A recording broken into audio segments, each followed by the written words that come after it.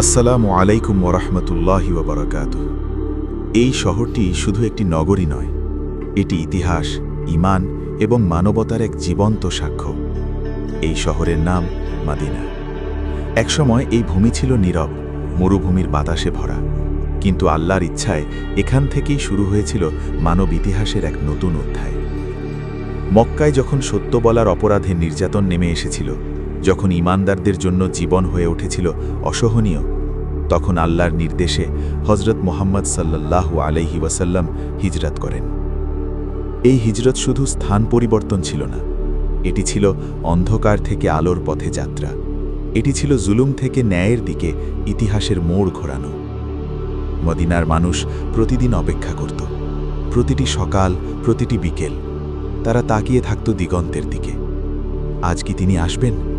আজ কি আল্লাহর রাসূল সাল্লাল্লাহু আলাইহি ওয়াসাল্লাম আমাদের শহরে প্রবেশ করবেন? অবশেষে সেই মাহেন্দ্রক্ষণ এল। মদিনা আনন্দে কেঁপে উঠল, শিশুদের কণ্ঠে হাসি, বয়স্কদের চোখে অশ্রু। এই শহর আজ নিজেকে ধন্য মনে করল। মদিনায় পৌঁছেই আল্লাহর রাসূল সাল্লাল্লাহু আলাইহি ওয়াসাল্লাম প্রথম যে কাজটি করলেন তা ছিল একটি মসজিদ নির্মাণ। কারণ ইসলাম শুধু নামাজের ধর্ম নয়, ইসলাম হল সমাজ গঠনের পূর্ণাঙ্গ ব্যবস্থা।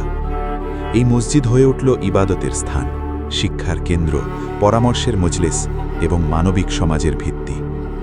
এরপর রাসূল গড়ে তুললেন মুহাজির ও আনসারের মাঝে অতুলনীয় ভ্রাতৃত্ব, যেখানে সম্পদ ভাগ হয়েছে, ঘর ভাগ হয়েছে, কিন্তু হৃদয় কখনো বিভক্ত হয়নি। এই ভ্রাতৃত্ব ছিল নিঃস্বার্থ ভালোবাসার এক জীবন্ত উদাহরণ, যা ইতিহাস আজও ভুলতে পারেনি। মদিনা শুধু মুসলমানদের শহর ছিল না, এখানে ছিল ভিন্ন ধর্ম, ভিন্ন গোত্রের মানুষ, তবুও সবাই নিরাপদ ছিল। ন্যায় বিচার সবার জন্য সমান ছিল। এখানেই প্রণীত হয়েছিল মদিনার সনদ, বিশ্ব ইতিহাসের প্রথম লিখিত সংবিধান, যেখানে অধিকার, দায়িত্ব এবং শান্তিপূর্ণ সহাবস্থানের কথা স্পষ্টভাবে বলা হয়েছিল। ন্যায়, সহানুভূতি এবং দায়িত্ববোধ, এই তিন ভিত্তির উপর দাঁড়িয়ে গড়ে উঠেছিল একটি আদর্শ রাষ্ট্র। মদিনা আমাদের শেখায়, নেতৃত্ব মানে ক্ষমতা নয়, নেতৃত্ব মানে সেবা। শাসন মানে জুলুম নয়, শাসন মানে ইনসাফ। আজও মদিনা নীরবে আমাদের পথ দেখায়।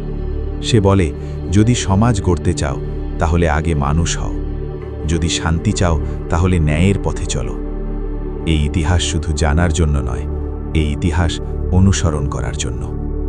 আল্লাহ আমাদের সবাইকে মদিনার আদর্শ বুঝে নেবার এবং তা জীবনে বাস্তবায়ন করার তৌফিক দান করুন। আমিন।